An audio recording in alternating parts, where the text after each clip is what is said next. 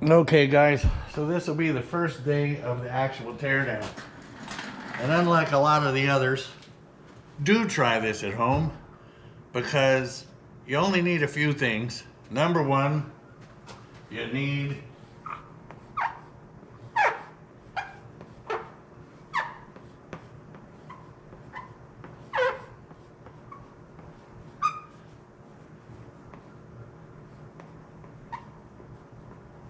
an understanding wife. One.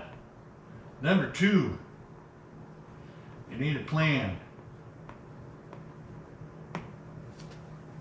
Sort of. Number three, you need money and time. Now they can actually be two if you want to make them 3 and 4, but the reality is if you got the time, you need the money. If you have the money, you need the time. So they kind of go hand in hand. But this one is important. And here's a trick, guys. Make sure that your wife has her own hobby. Well, I was lucky enough that my wife loves to cook, and she's just now getting back into sewing. Now, I had no idea when I started doing these projects that I would have to buy her a darn near commercial kitchen. We have more commercial equipment in our kitchen than most people have in their little restaurant. And as far as the sewing thing goes, I had no idea how much junk you needed to sew. So I have a great excuse. While she's spending money on that, I spend money on this stuff. So those are 3 real important ones. Number 4.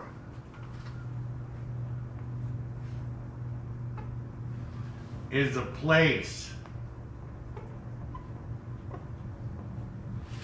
You got to have a little bit of space to do this. Doesn't take a lot, but if you're going to go back to your plan, number 2, you either need space enough to do the entire job or a couple places where you can put some parts and things that you aren't going to use right away. It just makes good sense. I happen to have 5 acres and a lot of it is just yard, so I can put stuff out in the yard as long as she doesn't complain too much. I'm far enough off the road that, well, none of my neighbors care, so I have a little bit of extra space. From there, you just have to dive in.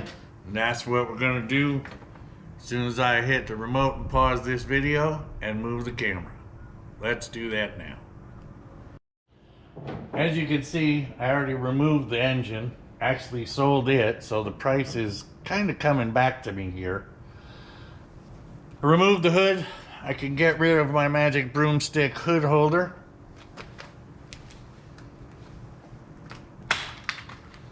You notice over here, there's a hood hinge missing, just the spring, of course. I don't know if we're going to use those or not. They are attached and bolted from the inside underneath the dash. I'm not really ready to attack those rats yet, although I do believe I got them all. So what we're going to do today is we're going to start off by getting rid of a bunch of wire. Now those of you that are smart enough to do the wiring and use the same stuff, that's a great thing. The problem with that is most of this stuff is so brittle. They didn't have the plastics and rubbers that we have today back in '57. Most of these nuts I'll never be able to get off. You can see right here, I think, that this is just a snaggled tooth mess of goop that people have tried to do over the years. And it's just gotta go. So dive in, commit, and just start cutting. Battery's already unhooked, by the way, so it really doesn't matter. We got blue wires and red wires and pink wires and garbage everywhere. We'll just kind of do some snipping and we'll do some pulling. Fine blue wire there.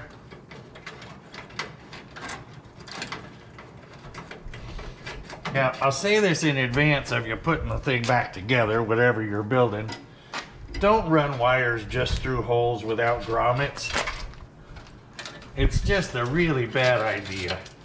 At the end of the day, all your time and effort ends up on fire on the side of the road just because you didn't use the same holes that the factory did, or put some grommets around holes that you had to create.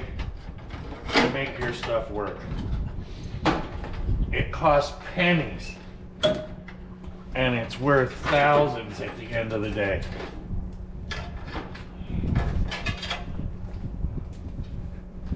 My head right in front of the camera. I wear a hat so you don't see my bald spot. Part of old age. Can't see. I can still hear well, but hair's growing in places it didn't used to grow and not growing where it's supposed to grow. Go over to this side a little ways here. Maybe that'll work. My camera screen shuts off after a couple seconds, so I can't see what I'm doing. Now stuff like this, the original heater blower motor, sell that stuff. Why wouldn't you? Somebody could be building the exact same thing that you're tearing apart to make into something else. So what you might have is a gold mine. If you happen upon a factory plug, why would they do that? They spliced in, so apparently they bypassed all of this. The stuff you aren't going to use kind of recoups you some more money. Like I said, I sold the motor out of it for 500 bucks, so the price of the car goes down. All of that so far will buy me a brand new wiring harness for the entire car. You really can't beat that. Get over here, shake the camera a little bit. Just see if I'm aiming in the right direction. And I am. So continuing on, all we're gonna do here is just start chopping wires.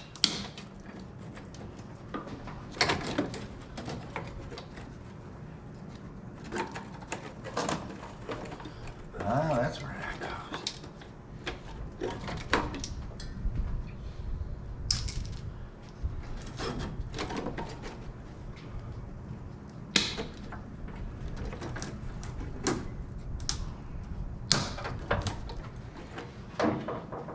I'm going to give you a little idea of just how nasty this stuff is. It's just brittle. I don't know if you can see that. They used to wrap in electrical tape, and of course after what, 65 years, that tape has a tendency to dry out.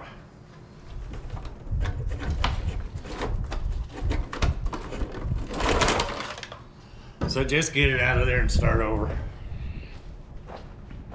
Plus, when you're rebuilding, putting back together and all, you can actually hide a lot of it, which will make it look a lot better than this mess. Now remember, back then everything was contacts and relays, such as this voltage regulator, horn relay. I don't know what this is. This is a Ford style starter relay that they put in here for some magic reason. A ballast resistor because they put in a newer engine. And just garbage. I mean, it's just garbage.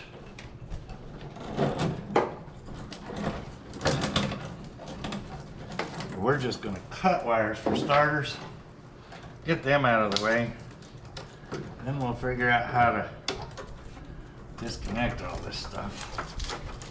Remove all these relays and things that we aren't going to use. Now when you're doing your planning, unlike me, unless you have a heated garage,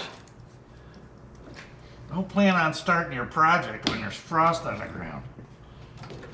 It's awful chilly when you're trying to do something and you just touch something wrong and your hands are on, feel like they're on fire because they're so cold. We're getting close now. There we go.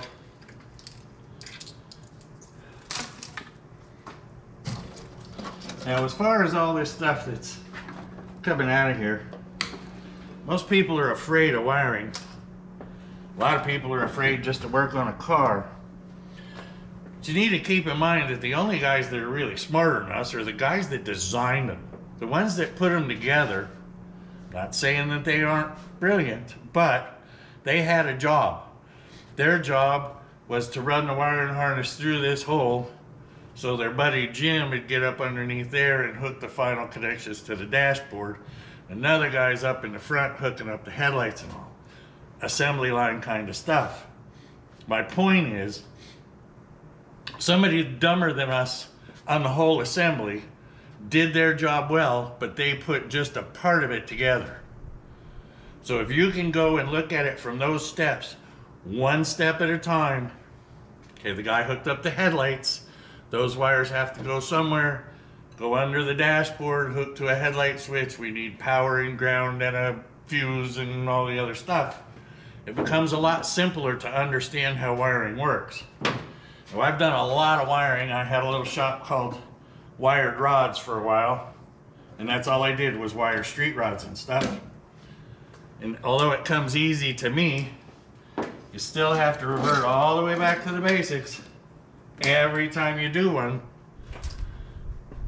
Otherwise, you end up forgetting one little step in the middle and something doesn't work. So, more garbage, just garbage. Now, all of that stuff that I just took out, probably 2/3 of it we won't even replace. We're going with a modern ignition system, an HEI style, or an MSD box, depending on my intake manifold, because I can't run an HEI with a tunnel ring. It's for another day. But most of the stuff is not going to be used. So we need a wire, hot wire for the ignition, whether it goes to the MSD box, which then goes to the coil, then goes to the distributor, or, well, that's it. And we need a wire that goes from the battery through a fuse assembly to an alternator. We need another set of wires that go up to the headlights and the turn signal lights, parking lights. Oil pressure sender's mechanical, temperature sender's mechanical. You want to put a voltmeter in it, you can hook that just about anywhere to get your voltage. About anywhere. Most of the AC components are going to be under the dash, except for one wire coming out to the AC compressor. So it really simplifies and eliminates all of this. We use an internal regulated alternator. We use a one-wire AC compressor. We have 2 water hoses going in for the heat, which is in the same unit under the dash. So all of this goes away. We have a switch for our brake light, just in case there's a problem with the brakes. Still want that safety factor with a light that comes on that says you got a brake problem. Everything else pretty much just stays under the dashboard. You will need to run a set of wires to the back, but once again, they're really simple. You have a left turn, a right turn, which hook together at your turn signal switch, and then a wire goes from there to the brake light switch underneath the dash. You have a parking light wire, which one wire goes to the back, hooks to both lights, and you have a reverse light wire, which is one more wire goes to the back. You have a body ground and a chassis ground right off of the battery, so from there, everything in the back will be grounded from there. So all of a sudden, it gets a lot more simple.